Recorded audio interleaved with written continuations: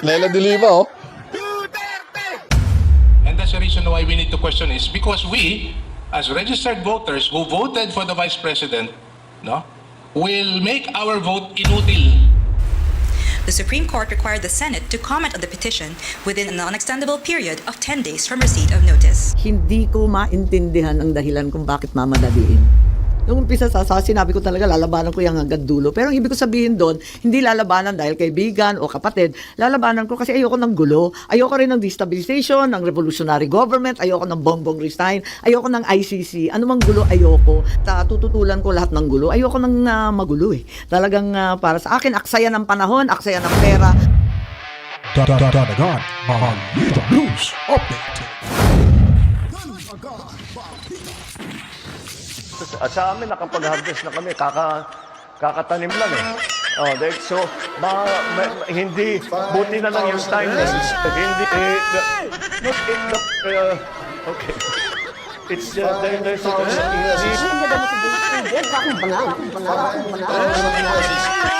May say milyonaryo, sama-sama tayo, babago muli. Para maging milyonaryo.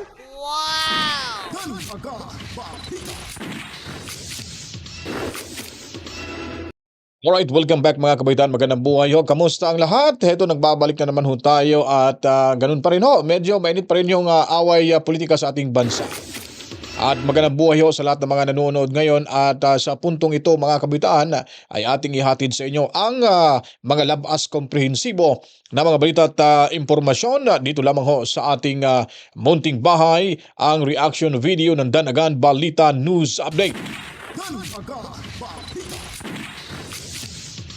Sa hindi pa po nakapag-subscribe, subscribe na ho kayo at pindutin ang notification bell. And then mag-comment, damihan nyo po yung like sa video ito at i-share nyo po. Then huwag nyo lang pong i-skip yung ad ho natin dahil yan po ay nakakatulong sa ating sa inyong lingkod para at least mas ganon, para mapursige ho tayo sa paghahatid ho ng mga balita. Anyways, congratulations sa ating lahat.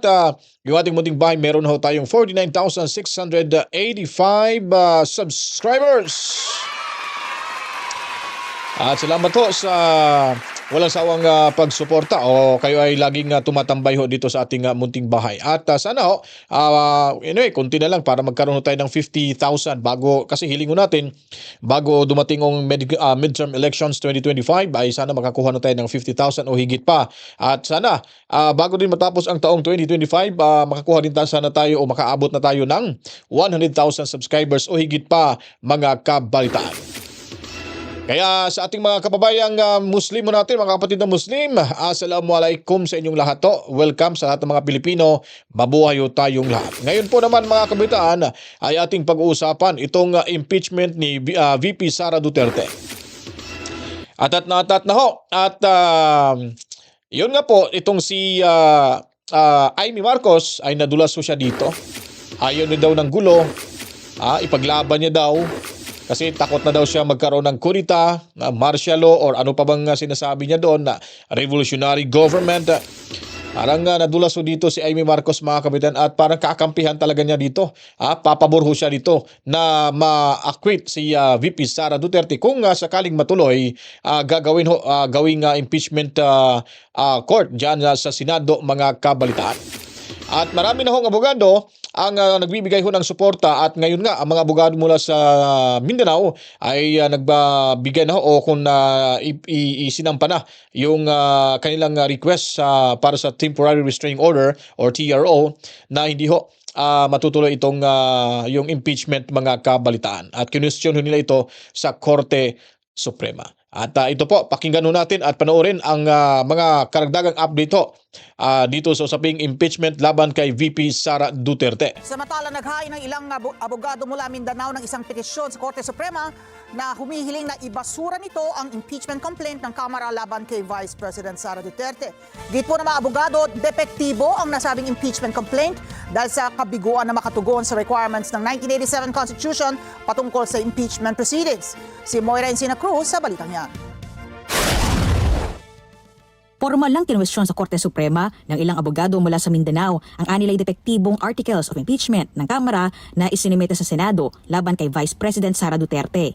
Sa mahigit 100 pahinang petisyon, hiniling ng mga abogado, Supreme Court na deklarang null and void o walang bisa ang articles of impeachment dahil sa kabiguan na makatugon sa requirements na hinihingi ng saligang batas sa impeachment proceedings na verification at proper initiation. Ang lagdaan nila ng mga kongresista na pumabor sa impeachment ay hindi katumbas ng proper verification. There was only around 3 hours between 12 o'clock to 3:15 before it was included in the additional House Business Reference.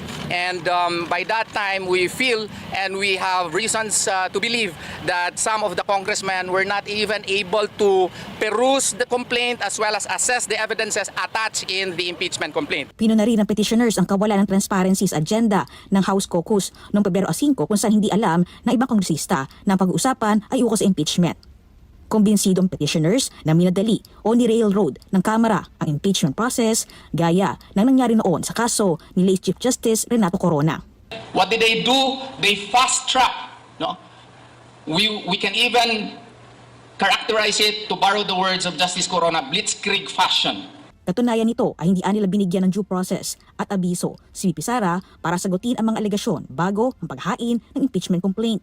The Vice President was denied prior notice and hearing prior to the filing of this fourth complaint. Okay? She was never informed beforehand that this new complaint is going to be filed against him. Hindi rin anil dumaan sa review at deliberasyon ng Committee on Justice ng Kamara ang ika-4 na impeachment complaint na nakasaad sa rules ng Kamara sa impeachment. Maari lang anila na hindi i-refer sa komite ang impeachment complaint kung 1/3 ng lahat ng miyembro ng Kamara ay ang mismong complainant sa kaso. Ipinunta rin ng petitioners na hindi inaksyonan ng Kamara ang unang 3 impeachment complaint para paikutan ang 1-year bar rule sa impeachment na nakasaad sa ligang batas. Were not acted upon in the Constitution. Specifically, Article 11, Section 3 thereof mandates that upon receipt of the impeachment complaint, the same should be included in the House in the order of business within 10 session days, and thereafter the Speaker should have referred it to the Committee on Justice within 3 days. And if the 3 complaints were entertained, included in the order of business within 10 session days, and included within 3 session days in the Committee of Justice, referred to the Committee of Justice, then the 1-year bar rule would have operated and the 4th impeachment complaint should not have been legally entertained. Kasabay nito hiniling ng petitioner sa SC na mag-issue ng TRO para pigilan ng Senado na aksyonan ang impeachment complaint at huwag simulan ang impeachment trial dahil sa depektibo ang articles of impeachment. Idinipensa naman ng petitioners ang kanilang petisyon mula sa mga pagbatikos na ito ay desperadong hakbangin para hindi mapanagot si VP Sara. Na kung tinama nila yung ginawa sa House, sang-ayon sa saligang batas, wala po kami rito, hindi kami magpa-file ng petition for certiorari and prohibition. Kasi nga, hindi sinunod yung Constitution. And that's the reason why we need to question is because we, as registered voters who voted for the Vice President, no, will make our vote inutil. Kasi kung successful yung impeachment na yan, mawawalang silbi yung boto namin. Samantala, hindi ng Kamara na tama at naayon sa ligang batas ang articles of impeachment na isinampa laban sa pangalawang Pangulo. Sinabi ni Congressman Roger Gutierrez, isa sa 11 congressman prosecutors sa impeachment na karapatan ng sinuman na humanap ng mga legal remedies. Ayon kay Gutierrez, legal ang proseso na dinaanan ng impeachment na ipinadala ng Kamara sa Senado. Preparation. I don't think there will ever be 100%. Up until the point that we are at the trial, tuloy pa rin po yung preparasyon ng prosecution team. Sa aming palagay po, ang ibig sabihin ng forthwith ay kaagad. And we've had legal luminaries already state their opinions on that. And we welcome, of course, ako personally, I welcome the same sentiment po from Senator Coco Pimentel. So since aligned naman po yung aming sentiment, I think him being a member of the Senate, he's well within his power po to write to the Senate President. Tuloy-tuloy din anya ang ginagawang paghahanda ng House Prosecution Panel para sa impeachment trial ni VP Sara. Sa anbang session naman ngayong araw ng Supreme Court, inatasan ng Senado na magkain ng komento sa petisyon para simulan ang impeachment proceedings sa Vice Presidente. Catalino Aldea Generillo Jr. versus Senate of the Philippines.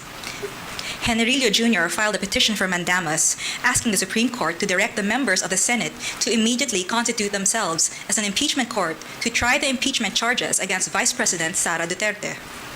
The Supreme Court required the Senate to comment on the petition within an unextendable period of 10 days from receipt of notice. Grabe, no? Talagang kaliwat kanan nga pambabatikos sa mga legalidad para sa impeachment laban kay Inday Sara Duterte, mga kabaitaan. Yun po ang maganda ho dyan.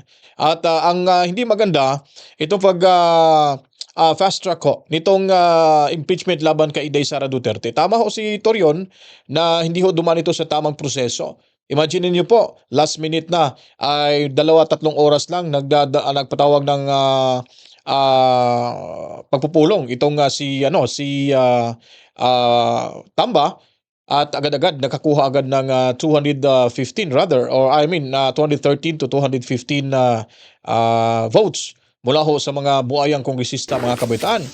Ang hindi maganda ay hindi ho nila nabasa, hindi ho nila na-review kung ano po ba yung article of impeachment. May sinabi nga dong isang diyan sa Mindanao yata yun, no? Isang kongresista na akala niya yung pinirmahan niya ay yung sa snacks, mga kabalitaan. Pumirma lang siya. Yun pala, impeachment na pala yung Inday Sara Duterte. So parang naging tanga ho yung pumirma ho doon. Ginawa nilang tanga. Hindi ho tanga ha. Sila mismo dyan sa House of Representatives, yung namuno ho sa impeachment, ginawa ho nilang tanga itong mga kasamahan ho nila, mga kabaitan. Wala na, hindi na nila wala na sa magawa doon. Ewan ko lang kung pwede mapetisyonan sa korte na babawiin yung signature ng mga kabalitan. At pangalawa po, yung argumento ho dito, nung nagkakuha na ho ng more than 1/3 votes, mga kabaitaan, hindi ho nila ipinatawag si Sara Duterte para magharap-harap sila at magbigay ng komento at ipapaintindi kung ano yung impeachment, article of impeachment ang ipasasampa laban sa kanya. So wala ho, blind ho ito si VP Sara Duterte, mga kabalita. So tama lang din ginawa na kailangan mag-file ng petition.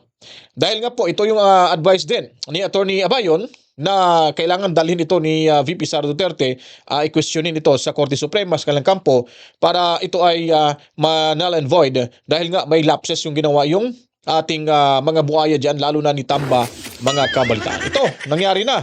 Pero sagot ni Gutierrez, alam niyo naman ho, wala silang direktang sagot sa mga patutsyadang ito.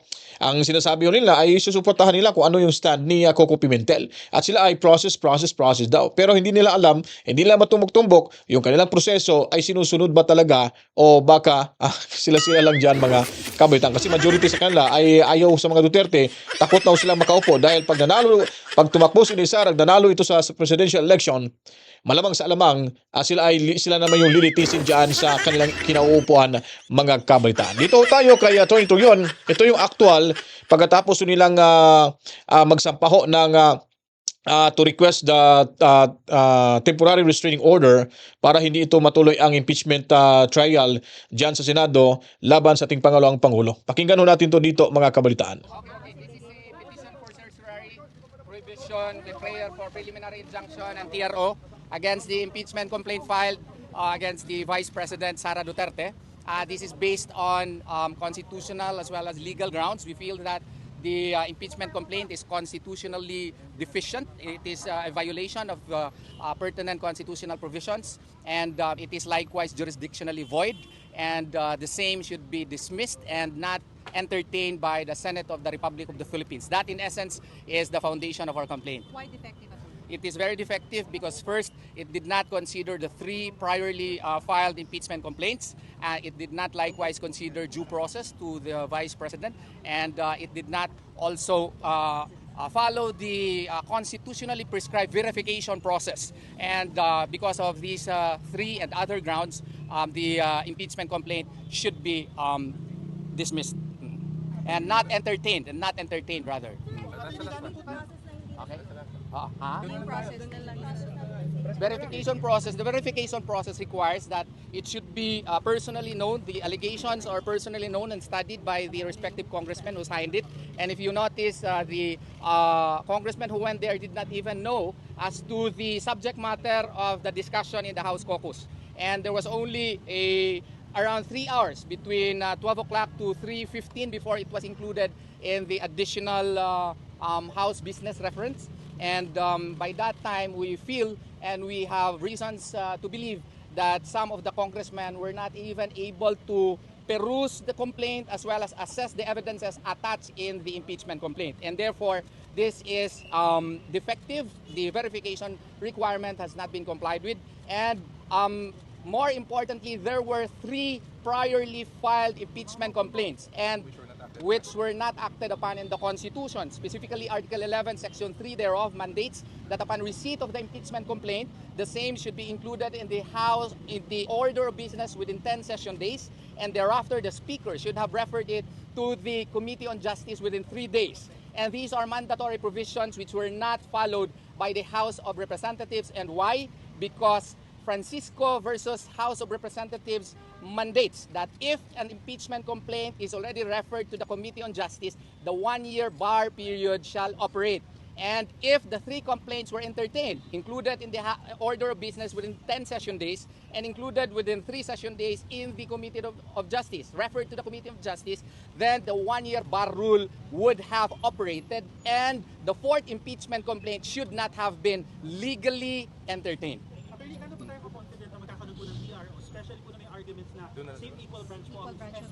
Well, it's up to the Supreme Court, but we pray that the Supreme Court will grant our prayers. Any and all questions we will entertain in Max Restaurant po. Mario Rosa po. Okay?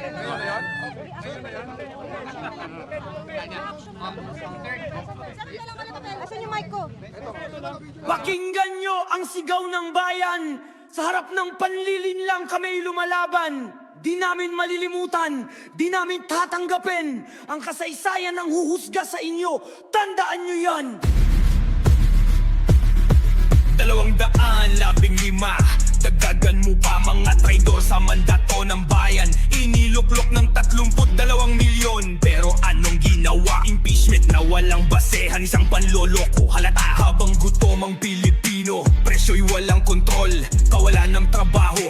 Ospital ay Alright po mga kapitan, yun po ang tinig at napanood nyo po itong si Attorney Torion ay napakagaling na abogado ho ito mga kapitan at alam naman ho natin talaga na yung impeachment na sana manalangin ho tayo, sana papaboran ho ng Korte Suprema itong hiling ho ni Attorney Torion para ho na hindi maituloy itong impeachment na sa darating na mga araw dahil sa hiniling nito na temporary restraining order mga kapitan. Bago tayo tutungo sa magiging pahayag ho ni Senator Amy Marcos, ibibigay muna natin to sa inyo mga kapitan. Ito yung paborito nyo. Alam na alam ko po ito mga kapitan.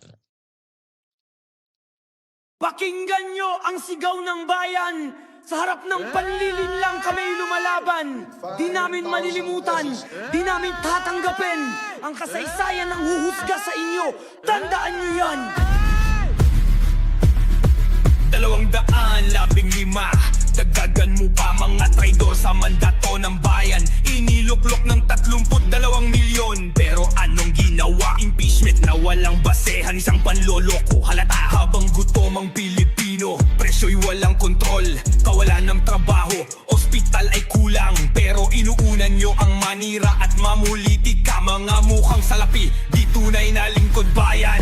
Maninilang Pilipino, tandaan nyo yan. Oras nyo'y darating, may hangganan ang lahat. Sa balota kayo'y babagsak, wala nang babalikan. Maniningil ang Pilipino at kayo'y magbabayad. Alam naming laro nyo, klaro ang motibo. Kapangyarihan hindi serbisyo, ganyan kayo diba? Totoo tiwala ng bayan, tinapon sa putikan. Dahil gusto nyong kontrolin ang gobyerno sa inyong kamay. Duterte ang pangalan, kinatatakutan nyo kaya kahit walang sala. Gusto nyong pabagsakin pero mali ang kalaban nyo, mali ang inaapi nyo. Dahil kasama niya ang bayan, hindi kayo ang panalo. Maniningil ang Pilipino, tandaan nyo yan. Oras nyo'y darating, may hangganan ang lahat. Sa balota kayo'y babagsak, wala nang babalikan. Maniningil ang Pilipino at kayo'y magbabayad. Babango ng masa, lalaban ang bayan. Katarungan ang sigaw, hustisya ang alon. Hindi kami tatahimik, hindi kami papayag. Ang kapangyarihan ay sa taong bayan, hindi sa mga gahaman. Bantay sarado ang pangalan nyo sa listahan. Di malilimutan sa susunod na halalan. Kayo ang nagbenta sa aming boto't pag-asa. Ngayon kami naman ang huhusga sa inyong pagkatao. Huwag nyo kaming lokohin, tapos na ang panlilin lang, isang maling hakbang. At kayo'y malalaglag, kayo ang nagtagda ng sarili nyong kapalaran. Sa kamay ng taong bayan, kayo'y mapaparusahan. Maninilang Pilipino, tandaan nyo yan. Oras nyo'y darating, may hangganan ang lahat. Sa balota kayo'y babagsak, wala nang babalikan. Maniningil ang Pilipino at kayo'y magbabayad. Kasaysayan ng huhusga, pangalan nyo'y nakatala na bilang mga traidor sa tiwala ng bayan. Pilipinas ay di bulag, di pingi, di pipi. Maniningil ang Pilipino, huwag niyong kalimutan yan. Maniningil ang Pilipino, tandaan nyo yan. Oras nyo'y darating, may hangganan ang lahat. Sa balota kayo'y babagsak, wala nang babalikan. Maniningil ang Pilipino at kayo'y magbabayan.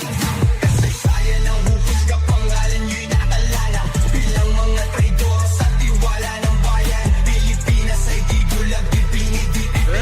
Maniningil ang Pilipino, huwag niyong kalimutan yan.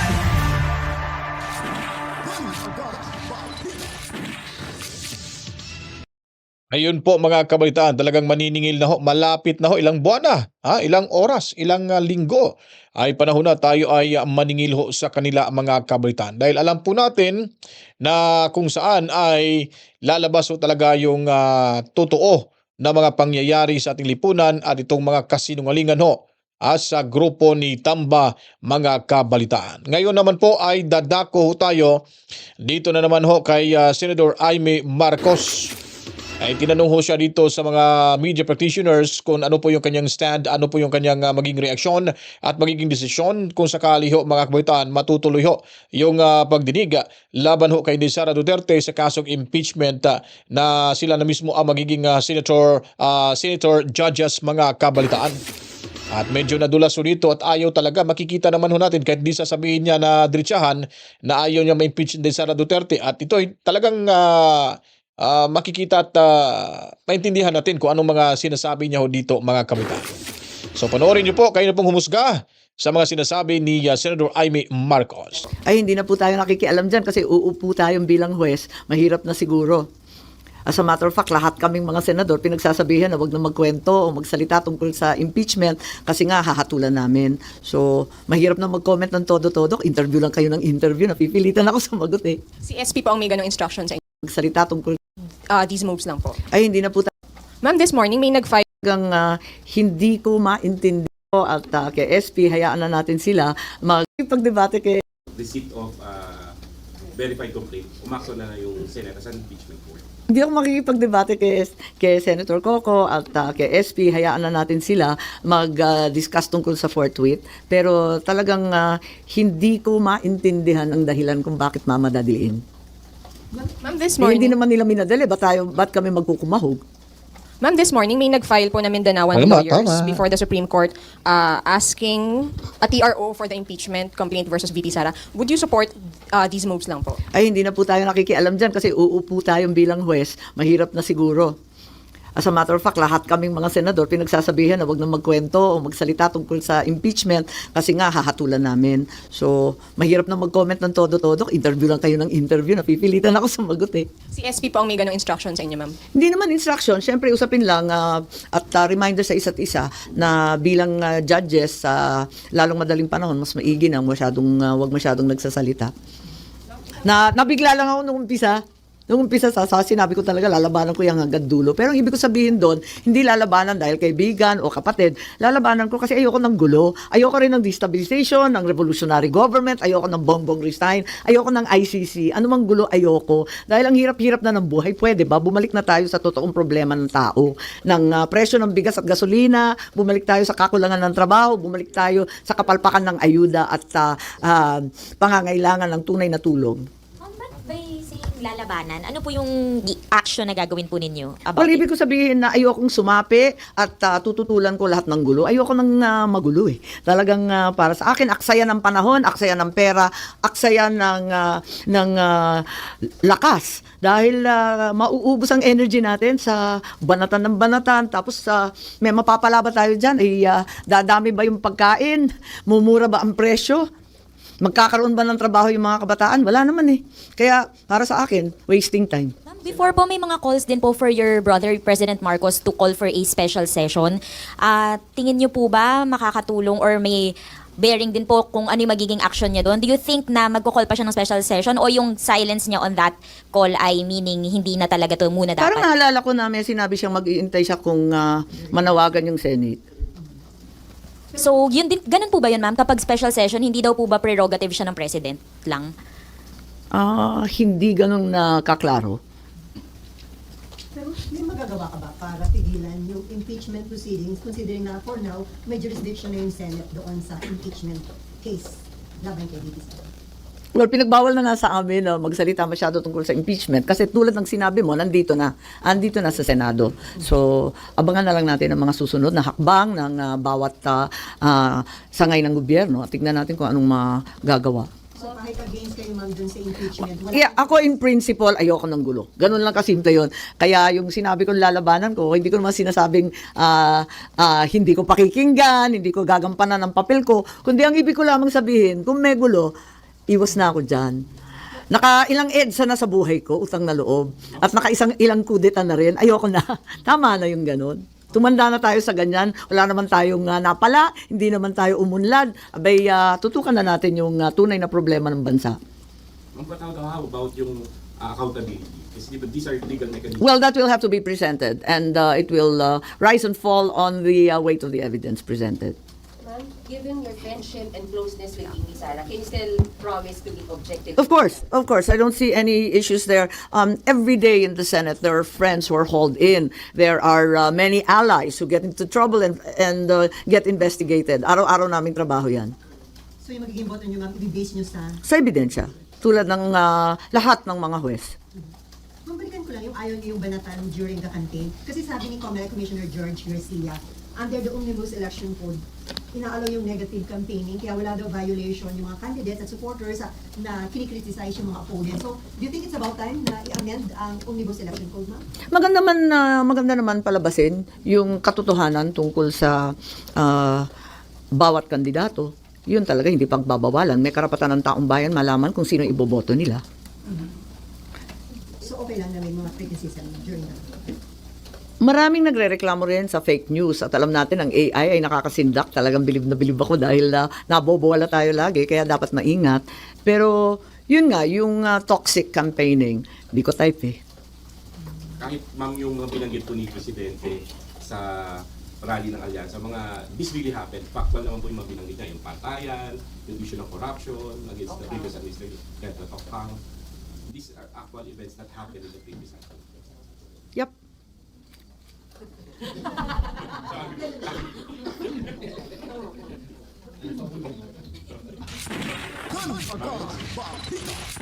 Talagang talagang tipid na tipid hong sumagot itong si Senador Amy Marcos, mga kabitan, dahil siya po ay nag-iiwas lang o umiiwas para hindi ho liliyab yung apoy. Kasi nga ito sabihin to, hindi na naman natin maididina ito namamangka sa dalawang ilog tong si Senator Amy Marcos, pero kung talagang seryoso siya bilang kaibigan ni VP Sara Duterte, ay sigurado na hindi ho ito boboto, no, para i-acquit ho itong for conviction itong si VP Sara Duterte. So dito natin malalaman kung totoo po yung mga sinasabi niya, kung matuloy ho mga kabalitaan. At yun, maraming nag-aabang at maraming disgusto sa gagawing hakbang ho ng mayabang kapulungan. Ito, at least papasalamatan ho natin yung mga abogado dyan sa Mindanao, mga kabaitaan, dahil nga po ay sila mismo ay nagsampa na rin ng reklamo or nag-request umiling ng temporary restraining order, mga kabalitaan. Yung ambisyon ni Tamba kung saan ay siya ay gusto na maging susunod na pangulo ho ng ating bansa sa 2028. Tingnan niyo po yung mga reaction ho dito sa post niya, mga kabalitaan. So bagong post niya po, mas madami po, mga kabalitaan, itong tinawanan ho siya. Kumpara ho dito sa hearts, sa likes, at meron pang more dito, kakaunti lang, may 29 na galit pa, mga kabalitaan, di po ba? Dito tayo natatawa sa 4. Itong 4,800. Noong nakaraan, humako to ng almost 70,000 yung post niya. Pinagtatawanan ho siya. So, ibig sabihin, wala na, laos na to sa masang Pilipino, si Andrew A., mga kabalitaan. So, dito na ho natin makikita na marami na ho talaga ang mga supporters o sa PDP Laban, sa Team Suka, ang nagsilabasa na ho sa kanilang lungga sa pamamagitan ho sa mga reaksyon na ilang ibinibigay sa mga bawat post na kanilang kinukuhang artist na si Andrew E. So hindi pa po yan, marami pa pong lalabas na mga followers, itong totoong voter ho na bumuboto kay Inday Sara Duterte. Yung 32 million, malamang madadagdagan na ho yun mga kabaitaan. Yun po, dapat sila manigas. Matakot ho sila dyan dahil marami na. Itong nakaraang araw nga, ipapakita ko po sa inyo ha. So silipin nyo po ha, panoorin nyo po kung paano ho nabastos ho dito ang kampo ho ni Laila de Lima mga kabaitaan. Pakatitigan nyo po ng maigi.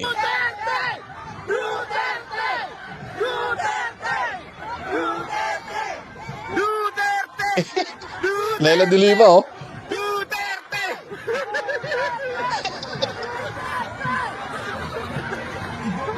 Wawa.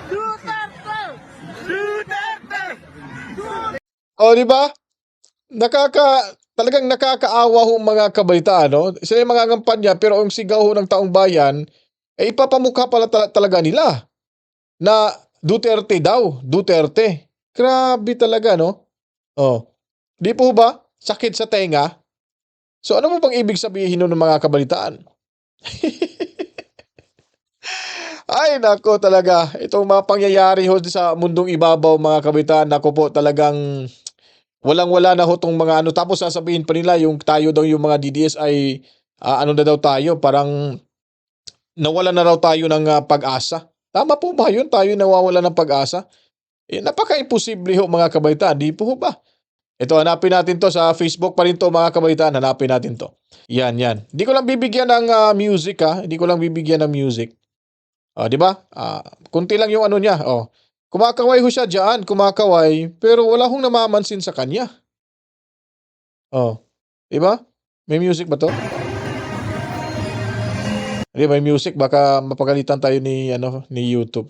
Tingnan niyo po, hindi dinumog ho si Tatay Digong Duterte diyan. Hindi ho talaga siya dinumog eh. So ang ibig sabihin lang nun ay wala na ho talaga, wala na ho siyang sa kanyang karera sa politika. Di ba? Wala ko pa kahit lang beses natin na papanoorin to. Wala talaga, kaway lang siya ng kaway. Ewan ko sa kanila. Bago ho tayo magpapaalam mga kabaitaan, ito ipapakita ko muna sa inyo itong ating napakagandang pinaghandaan lagi ng video natin.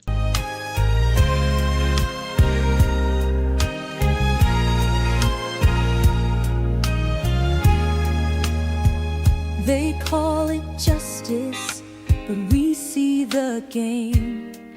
A trial set to silence, to tarnish her name. While the people hunger, while the nation bleeds, they play their power games, ignoring our needs. But we are not blind, we are not weak.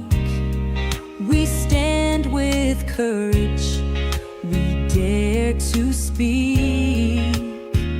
Through fire and trial, through shadows and pain, the voice of the people will rise once again. God save the Philippines, hear our cry tonight. Through the storm and through the fight, lead us through the darkest days. Shine your light, show us the way. God save the Philippines, hold our nation strong. Justice must prevail, right must conquer wrong.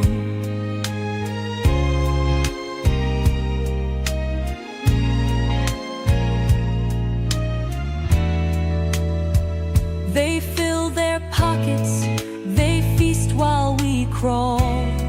Their hands stained in gold from the people's fall. A budget of greed, a nation betrayed, yet they call it progress while stealing our fate. The air is thick with anger and fear. A nation stands on the edge, the breaking point near. Protests ignite, the streets filled with cries, as power-hungry men weave their web of lies. God save the Philippines,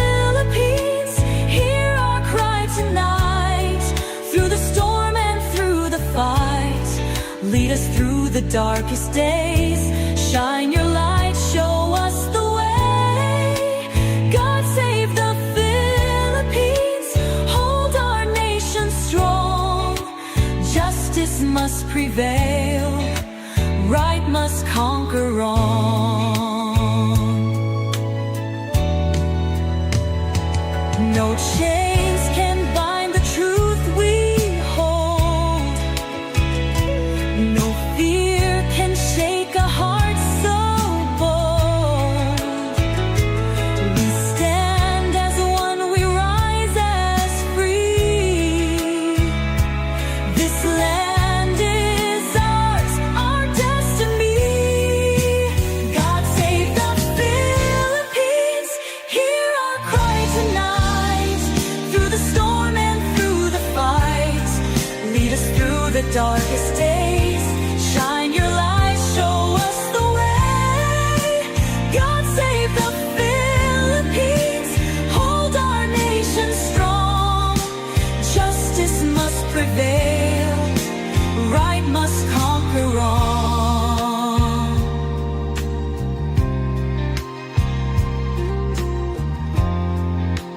God save the Philippines, hear us when we pray. Through the trials, through the fray,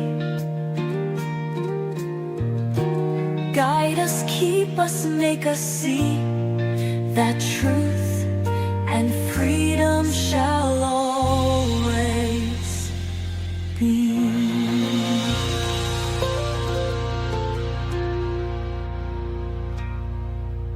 Alright, mga kabalitaan. So, God Save the Philippines. Yan po ang maikling mensahe ho ni VP Sara Duterte para ho sa ating mamamayang Pilipino. Alam niyo na ho anong ibig sabihin nito.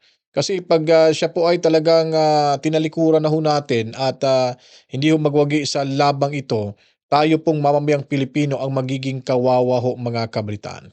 Kaya nga po, ang sinasabi ho natin, dapat ipagpatuloy ho kung ano po yung nasimulan sa mga Duterte upang sa gayon tayo po ay magwagi at at least matatamasa ho natin yung totoong tagumpay, mga kabalitaan.